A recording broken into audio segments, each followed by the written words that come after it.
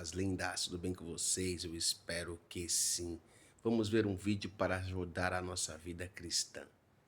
Eu comecei a andar com o pessoal meio da pesada, naquela época era a época do heavy metal ainda, a molecada de hoje não sabe o que quer dizer, né? Não conhece quase. E eu comecei a enveredar por esse lado e tal. E com 11 anos eu, infelizmente, comecei a usar droga. 11 anos de idade. 11 anos, cara? Sempre fui muito alto, né? E como era uma cidade pequena, Você convivia com o pessoal mais velho, eu convivia com o pessoal mais velho, é isso que eu quero dizer. Obrigado por interpretar. Eu convivia com o pessoal mais velho e minha mãe me deixava muito livre, meu pai, como eu disse, eles achavam que numa cidade menor não ia ter os problemas que teria em São Paulo. Só que na minha geração já tinha droga na cidade pequena. Putz, já no interior já tinha nessa época? Muito. E ali é divisa, né, com Mato Grosso, com a Paraguai, é um caminho que passa a droga. Pois né? Eles costumam falar que as drogas puras ficam ali, né? E depois vai chegando pra cá. E eu comecei a usar droga com 11, mas de boa, assim, leve, né? Minha mãe não sabia, com 12 comecei a fumar também, cheirar pó com 12 para 13 anos, comecei a cheirar. E sempre escondendo meu pai e minha mãe, eles não sabiam, não afetava nada assim, eles não sabiam na época como era um comportamento de um drogado, porque estou falando isso há 25 anos atrás, 27 anos atrás. E eu jogava handball, né? Fui campeão paranaense dos Jogos Escolares de Handball, fomos campeão eles chamavam Brasileirinho, seria um campeonato infanto-juvenil de handball, né? Jogava, o time era muito bom, sempre fui muito alto, né? Pezinho 46. Sério? 46. E aí jogava tal. Com 12 anos eu já tive quase não foi um namoro, mas saía com uma menina de uns 17, 18, entendeu? Muito precoce, né? Aí ficou alerta pra mãe de menino que amadurece muito cedo, que eu tive barba cedo, entendeu? Cresci, então eu era um menino num corpo de homem. Pois é. E aí comecei a viver coisas muito precoces. Com 13, comecei a cheirar mais pó, e com 14 eu comecei a fumar haxixe, outro tipo de droga. Seus pais nem faziam ideia? Não fazia ideia. Porque, como eu disse, era outro mundo, né? Não tinha acesso à informação. Meu pai viajava muito.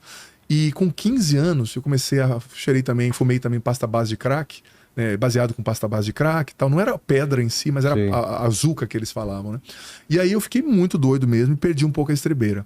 E aí eu fui expulso do time num campeonato que nós fomos jogar lá em Cascavel, perto da divisa ali do Paraguai. Por causa disso, eu chapei muito, caía na quadra sozinho e vomitei. Fiquei muito doido, assim. Não consegui esconder mais, né? Porque é uma coisa que vai te dominando, né? O vício é cruel. Então eu fui expulso do time e aí a técnica não falou totalmente pra minha mãe porque eu fui expulso, minha mãe sentindo que eu tava sendo injustiçado, né? Mãe é mãe, né? Mãe e pai. Só que daí pra em diante o negócio, eu perdi a estrebeira mesmo, perdi a razão, a noção, né? O controle. E aí com 15 anos eu tive o primeiro coma por causa de droga. Putz. Aí minha mãe e meu pai foram me buscar no hospital, vomitado, todo sujo e tal. E aí caiu a ficha, né? Caiu a ficha mesmo. Pra você? Pra minha mãe e pro meu pai, né? E pra você? Pra mim, o cara é muito louco, ele não pensa tanto. Não pensa, né? Mesmo... Eu era muito doido, muito doido. Pra você ter noção, eu fiquei em coma, saí, né? Eu era aquele tipo de doido que era assim, tava eu e um amigo usando droga. Aí a gente falava assim, tem uma torre de telefone assim, sei lá, de uns 800 metros, 1 quilômetro, que é aquelas torres antigas, bem altas, sabe? Sei. Falava assim, ó, cara, duvido você pegar uma cueca, escrever o seu nome, subir lá e pendurar no topo da torre. E aí? Eu fiz isso. Muito, mas o que tem na cabeça? Podia ter morrido, sem proteção nenhuma, mas tipo assim, torres muito altas, né? Pular de pontilhão, assim, de 4 metros num rio. Nossa. Depois, quando o rio baixou, a gente viu que tinha um monte de árvore, que era uma represa, na verdade, embaixo. Mas a gente podia ter batido numa árvore. Árvores que ficaram ali, né? Então era muito maluco. Eu via rock satânico, né? O quarto cheio de pôster, de caveira, de demônios mesmo, né? E eu costumo dizer... E a galera que andava comigo falava isso também, que eu não andava com má companhia. Eu era má companhia. Eu fazia o movimento acontecer, entendeu? Sei. Arranjava droga e arranjava carne pra fazer churrasco. E fui muito perdidão mesmo. Era um cara bom, tinha um coração bom. Mas o vício, né, ele te rouba de você, né? E com Mas chegou a pegar coisa de casa pra vender, pra droga? Não, naquela época não funcionava muito assim. É que eu não mergulhei no crack também. É o crack que faz a pessoa desandar, né? Como a gente fala na gíria. E eu continuei usando, mas minha mãe, a partir disso, o meu pai mudaram a postura comigo, né? Aí minha mãe descobriu que as alfaces da Índia que eu plantava no fundo de casa era maconha, né? Já que era alface da Índia. Você falou isso, alface da Índia. Falava que era alface da Índia, né? Ela descobriu que era maconha. E aí começou uma nova fase na minha família e sobretudo na parte da minha mãe. Vilela, olha, sem assim, demagogia. Foram poucas as vezes que eu cheguei em casa de madrugada chapado, que eu não encontrei a minha mãe ajoelhada com um terço na mão rezando por mim. De madrugada, assim, rezando por mim. E ela dizia, olha filho, Deus pode tirar você desse caminho. Ela brigava um dia, outro dia ela chorava, outro dia ela conversava. Ela tentou todas as cartas, porque não é fácil, né? Você lidar com uma situação filho, né? assim. Mas ela foi muito guerreira. Minha mãe tem 1,59 m ali. Uma mulher baixinha, mas com coração, uma garra. Viveu muita coisa. Minha irmã com câncer nova. Depois meu pai doente. Depois eu na droga. Depois ela teve câncer. Uma mulher que eu sou muito fã, muito guerreira, muito de Deus, assim. Eu sou apaixonado por ela. E sou apaixonado pelas mães também. Sabe por quê? Porque, ô Vilela, eu tento. Vou fazer 15 anos de padre. Tô no meu 15º ano. Eu acho que eu nunca ouvi uma mãe chegar em mim e falar assim, padre, reza por mim. Nunca. Padre, reza pro meu filho. Padre, reza pro meu neto. Nunca vi. Sabe, eu sou fã. Os pais também, nada contra. Mas eu lido muito com mães, né, também. Então é apaixonante ver, assim, o amor, o carinho delas. Mas enfim, e eu vi que a minha mãe começou a lutar muito por mim. Muito, muito. Ela começou a ir ao padre lá da minha paróquia, o padre Toninho, Naufel, lá do Paraná. Começou a ir conversar com ele. Ele era muito bravo, assim, sabe? Aquele jeito mais antigo, mas um cara de um coração maravilhoso. E começou a ajudá-la e direcioná-la. E quanto mais a minha mãe rezava, parece que pior eu ficava, Vilela. Pior eu ficava. Cara, eu fui muito no fundo do poço. Aí com 16 anos, eu tive o segundo coma por causa de droga. Putz. E aí fui pro hospital. E ali eu vi que eu ia morrer mesmo. Você teve essa sensação? Eu tive a sensação que eu ia morrer. Recuperei, saí do coma, mas eu falei... Não é que eu tive a sensação, eu entreguei os pontos. Porque o diabo é muito sujo, ele convence você... A arma do diabo é o desespero. Por isso que eu digo que você tem que usar o óculos da esperança. Ele me fez eu desesperar da minha vida. Eu acreditava piamente que com 16 anos eu já tinha vivido tudo que eu tinha que viver e precisava morrer. Nossa. Com 16 anos, eu tenho 43. Olha quantas coisas eu vivi e vivo. Sabe? Cara, eu tinha entregado os pontos. Mas eu tenho até um livro que eu escrevi chamado A Cura da Alma Feminina, que é de cura interior para as mulheres e tal. Eu comecei o livro com um poema. Eu gosto muito da linguagem, né, da lúdica da poesia. E eu escrevi uma parte no poema que hoje eu tô melhor, mas eu chorava muito quando eu falava, né?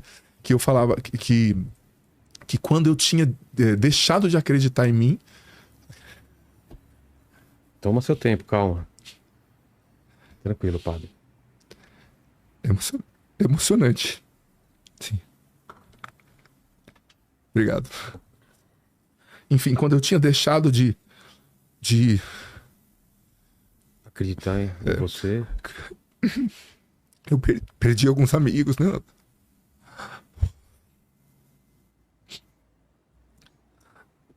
Faz tempo, mas ainda emociona um pouco. É claro, porque te faz voltar àquele momento, né?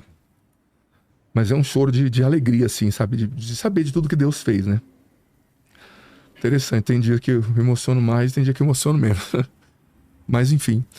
Aí eu escrevi no poema que, olhando nos olhos dela, né? Eu consegui encontrar o olhar que dizia que acreditava em mim quando eu não acreditei, né? Que me fazia ver algo que eu não conseguiria ver, justamente. Então é o primeiro poema. E tem gente que não entendeu. Algumas pessoas perguntaram, você escreveu para uma mulher? Eu falei, escrevi. Mas você não imagina quem, né? Porque o poema, ele revela escondendo, né? Como dizia, tinha um padre que falava que o poema revela escondendo para não banalizar o mistério. Pois é. Aí foi isso, foi a primeira a mulher, né, que marcou a minha vida mesmo. Aí, depois desse... Deixa eu tomar uma água aqui. Mas aí, dessa vez caiu tua ficha, então, nessa quase morte. Caiu, mas teve um outro fato envolvendo a minha mãe também. Que eu era um maluco muito criativo. Mas só para entender, esse segundo coma, você ficou internado lá? Fiquei no hospital. Fiquei um tempo. Chegou a pagar essas coisas? Paguei. Nossa. Vômito, muito maluco. E teve o Deus falou com você? Não especificamente ali. Falou. Na verdade, Deus já estava falando, né? Mas e o diabo também estava falando, né? Então, o diabo fala com a gente também? Fala através... E faz parecer que é teu pensamento? Também ele não age diretamente no teu pensamento, mas ele age com sugestões, né? Induzindo, porque ele conhece você, né? E eu vivi uma luta muito grande. Eu já estava vivendo essa luta e eu não sabia. Que é a luta da libertação. É a luta para sair do Mar Vermelho, atravessar o Mar Vermelho e sair da escravidão e vir para a Terra Prometida. E eu, com 16 anos, depois disso, eu era, como eu falei, um maluco criativo. Um dia, sarei do coma ali, já voltei a usar droga. Um dia, 7 da manhã, já... Voltei logo. E aí, às 7 da manhã, eu fumei um baseado, cheirei, tomei lá não lembro se era caipirinha, o que era. E um amigo meu que até morreu, tadinho, Deus o tenha. Por droga também. Fomos pra escola e eu, Vilela, apesar de ter usado droga, eu nunca reprovei uma série. É mesmo? Nunca, eu sempre tive um raciocínio rápido, eu aprendi, chegava chapado, aprendia a primeira explicação, fazia a prova, tirava a nota e ia embora. A professora queria me matar, né? E atrapalhava quem tava aprendendo. E aí eu lembro que eu fiz a prova rapidinho nesse dia, chapado. E antigamente tinha aqueles conselhos de classe, né? Que tinha que terminar naquele dia, mandar tudo pro núcleo, né? As notas e tal. E eu fiz a prova logo, saí, vi a porta da secretaria aberta. E eu meio doido, vi o sino que se tocava, né? Falei, cara, eu vou tocar o sino. Pulei lá e toquei o sino. E a molecada, adolescente, largaram as provas, começou a sair, uma confusão. Acabou com o conselho de classe, acabou. E o pessoal me chamava de Zandoná lá, né? Até hoje me chamam. E eu vi a diretora gritando, quem fez isso? Uma professora falou, foi o Zandoná. Aí eu vi que estavam falando o meu nome, saí por trás da escola, pulei o muro, fui embora, passei num bar, tomei mais um álcool lá e fui saindo pra minha casa chapado, né?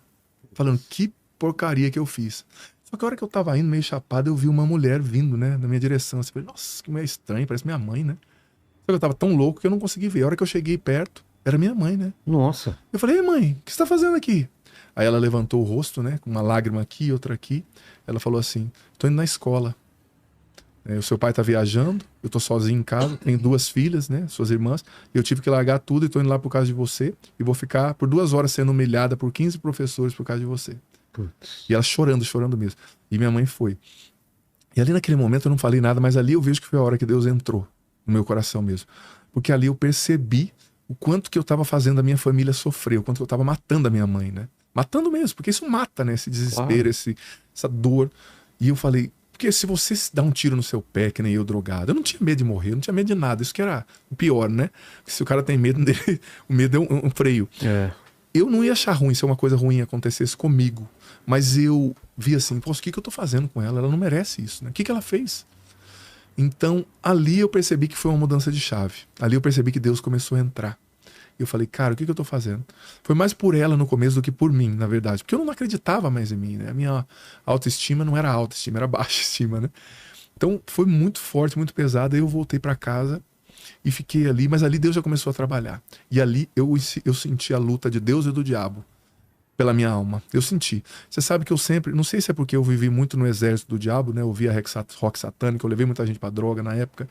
E eu conseguia sentir muito, tanto Deus quanto o mal se manifestando. Até hoje eu sinto lutas assim, às vezes à noite, acordo à noite assim, sentindo a presença do demônio e rezo, né? É uma batalha, porque ele não aceita perder alguém que foi dele, fácil, né?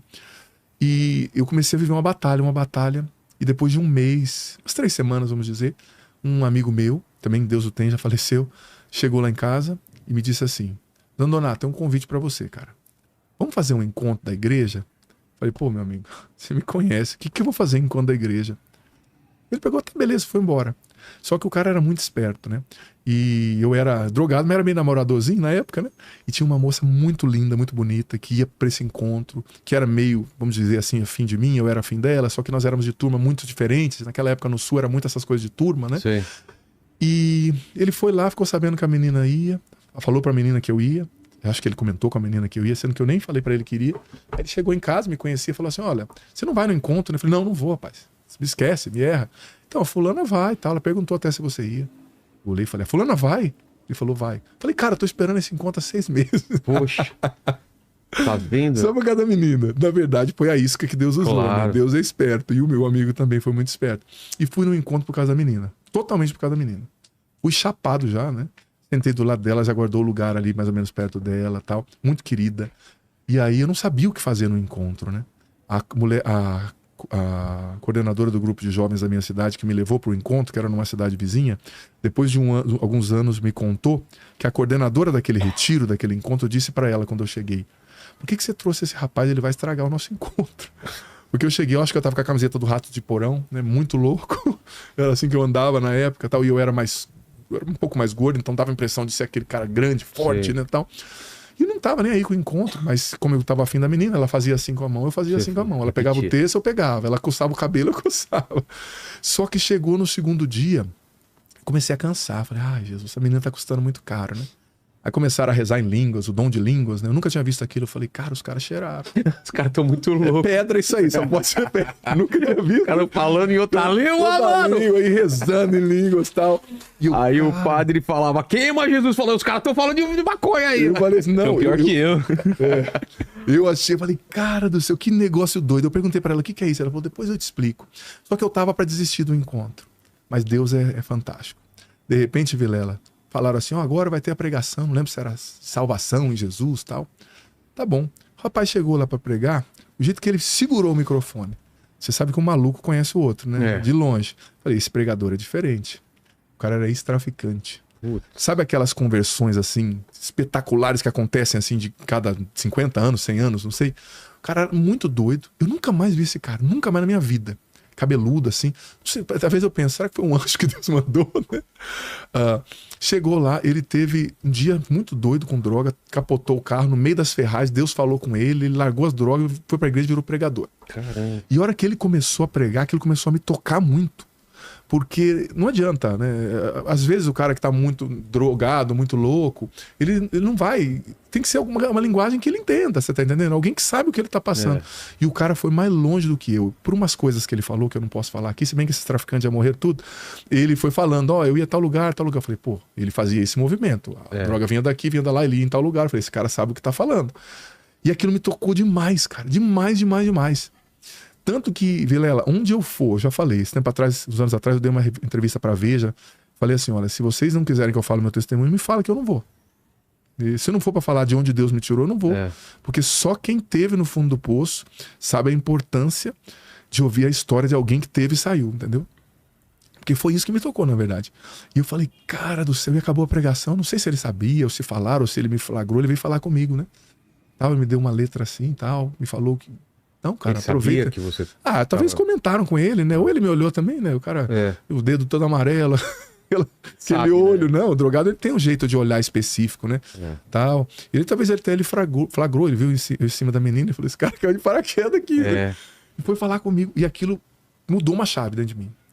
Aí eu comecei a entender, falei, pô, esse Deus que ele tá falando existe mesmo. Porque pra mim, esse negócio de Jesus, Deus era uma coisa assim, sabe?